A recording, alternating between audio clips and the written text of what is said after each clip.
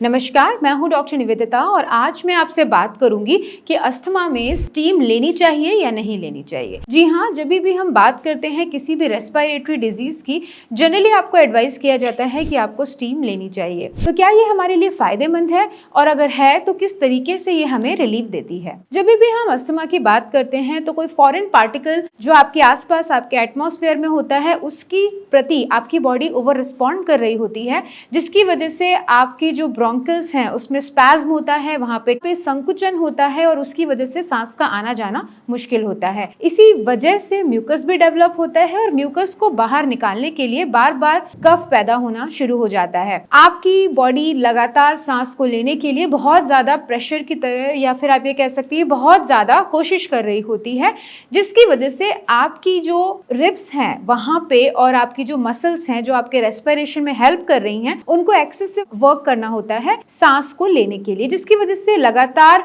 Effort के साथ में सांस लेने की वजह से आपकी जो चेस्ट मसल्स हैं वो थक जाती हैं और उनमें पेन होना शुरू हो जाता है। तो जब हम इस कंडीशन में स्टीम लेते हैं तो दो तरीके से ये हमारी हेल्प करती है। पहली, जो म्यूकस आपके जो डिफरेंट रेस्पिरेटरी पैसेज में जमा हुआ है वो पिघलता है और वो या तो खांसी के थ्रू या फिर आपके मल द्वार के थ्रू आपके शरीर से बाहर निकल जाता है। दूसरी जो आपकी स्टीम लेने से फायदा होता है वो ये होता है कि जो आपकी मसल्स थक गई हैं, जो आपकी मसल्स एफर्ट्स के साथ में सांस लेते हुए लगातार एक्सेसिव काम कर रही हैं, वो थक जाती हैं और उनमें स्पैज्म होता है। उस स्पैज्म में काफी हद तक स्टीम से आराम मिलता है, यानी कि जो आपकी मसल्स थक गई हैं उन्हें आराम मिल जाता है और चेस्ट की जो पेन है, आपका जो पेन सिम्टम डेवलप हो रहा है वो भी कम होता चला जाता है। तो जब हम बात करते हैं कि अस्थमा में स्टीम लेना चाहिए या नहीं, तो जी हाँ, आपको स्टीम जरूर लेना चाहिए। आप अगर चाहें तो उसमें थोड़ा सा यूकेलिप्टस का तेल डाल के या विक्स डाल के या प्लेन स्टीम भी ले सकते हैं। कई बार जब हम अस्थमा के पेशेंट में बात कर रहे होते हैं कि उन्हें स्टीम लेनी चाहिए कि नहीं, तो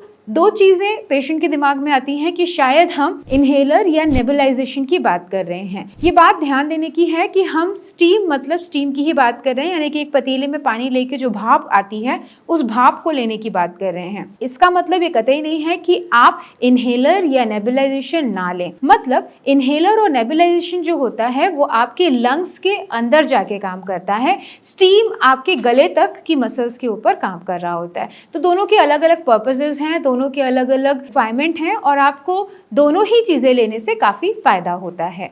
तो अगर आप अस्थमा के पेशेंट हैं तो आप जरूर स्टीम लेना दिन में 2 बार शुरू करें। अगर आप अस्थमा के पेशेंट हैं तो थोड़ा सा, यानी कि 1 से 2 चम्मच जिंजर का जो जूस होता है उसे पानी में डालें, गर्म पानी में, और फिर आप उस भाप को लें। आप देखेंगे कि काफी हद तक आपको आराम मिलना शुरू हो गया है। मेरी इस वीडियो को देखने के लिए धन्यवाद। नई वीडियो नई इन्फॉर्मेशन के साथ मैं फिर से आपके सामने प्रस्तुत होंगी। तब तक आप अपना ध्यान रखें। नमस्कार।